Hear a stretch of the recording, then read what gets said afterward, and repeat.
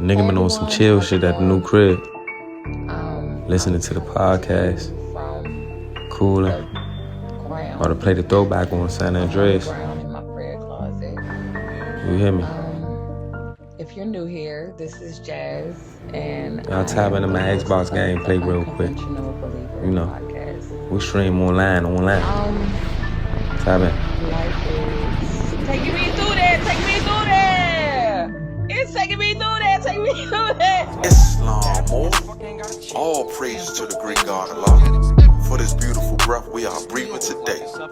This is brother Sheik, Sean Khalid Bey. And the word of the day is watcher. Becoming the watcher of your thoughts and understanding. Thought is the cause of it all. We are our own creators. We can't blame no one else what we create. We create our own conditions. Peace and love, more. Sheik, Sean Khalid Bey. Peace.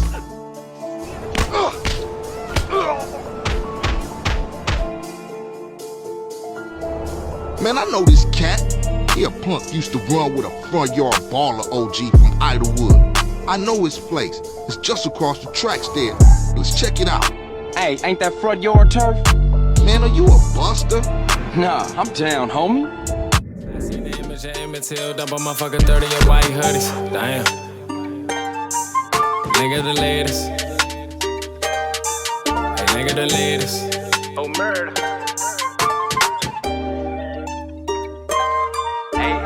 Hey. History. San Andreas. Tap in.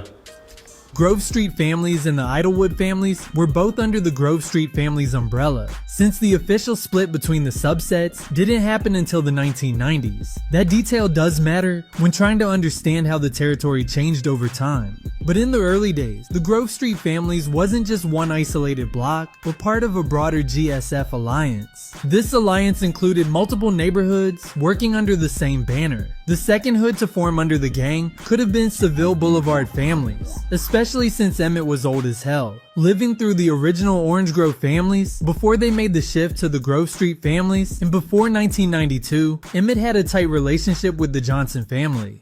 The Idlewood families could have come next, followed later by the Temple Drive families.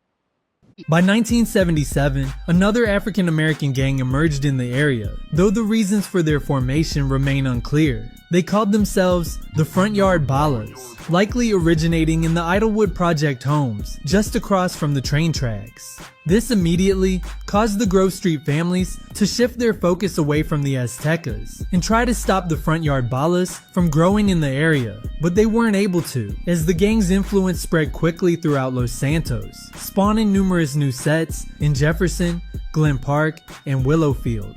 The Rolling Heights Ballas, Temple Drive Ballas, and Kilo Tre Ballas were important subsets in the gang's rise. Together, they played a key role in crippling the Grove Street families, seizing control of Idlewood, and weakening the families by causing emotional damage on the leader. They carried this out by killing a 10-year-old member of the Grove Street families in Ganton, known as Little Brian.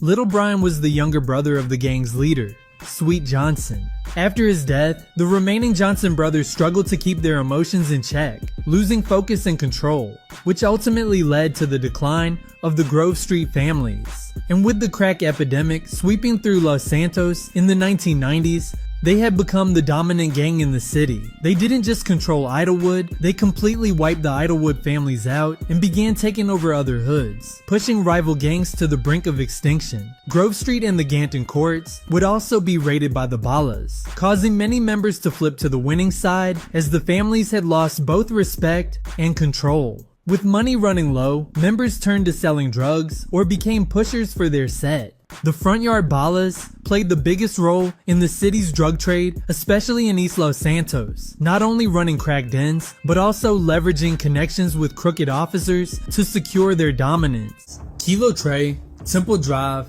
Rolling Heights, and the Front Yard Ballas. The Front Yard Ballas controlled the district of Idlewood in southern East Los Santos, but due to Idlewood originally being under control of the Grove Street families, it is unlikely that they were the original Ballas set, but they rose to prominence after taking Idlewood from the Grove Street families during the early to mid 1980s. But they already established a name for themselves by 1987, as Carl Johnson asked his rider during the mission cleaning the hood.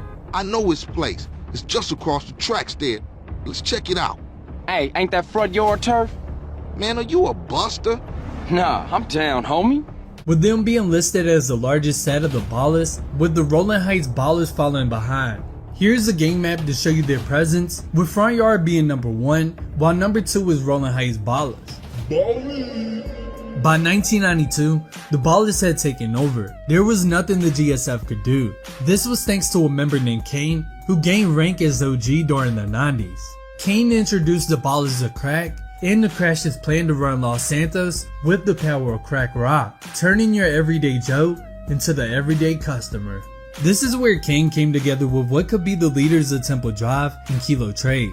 Big Devil was born at the County General Hospital, likely around the same time as Sweet Johnson. His name, Big Devil, is likely more about his tough reputation on the streets than anything to do with worshiping the devil. In gang culture, nicknames often show what a person is like, and how people see them or the things they do. Big Devil probably got his name because he was fierce and didn't hesitate to handle things even if it meant being rough. His nickname Big Devil might mean that he was someone who was always ready to do whatever it took, including using violence to protect his friends and enforce his power to show that he was in charge. It implies a certain intensity or a willingness to cross lines others wouldn't, establishing him as a strong presence in the gang. But Big Devil wasn't alone. He often hung out with Little Devil, another member of the Grove Street families. It's likely that Big Devil helped bring Little Devil into the gang, which is a common tradition in gang cultures, and had a close friendship with Sweet. It's likely that they grew up on the same cul-de-sac as the Johnson family, or in the Ganton Court projects. However, starting in 1987, the Grove Street families began to struggle and lost many members up to 1992. Some of these members include Little Devil, Big Devil, and Tony. We don't know exactly how they died, but we do know that they were killed one after another, likely being caught off guard by the rival gang, the Ballers. But it is hard to tell if the Ballers or another set within the families were involved in the murders, because Sweet tells CJ that the Temple Drive families are not on good terms with the Grove Street families anymore, and that they split from the alliance they held under the family umbrella. How'd I get so bad? I thought this was family's turf. Yeah, it's Temple Drive family. We don't roll with them no more.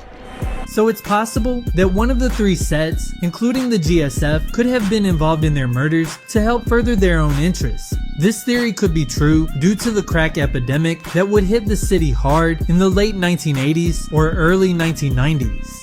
This was very hard for Sweet, as it made it difficult for him to lead the gang.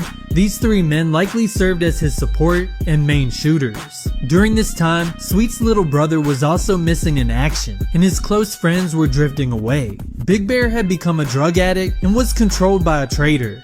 The only two friends Sweet had left were secretly plotting against him, and one of them often argued with him about decisions.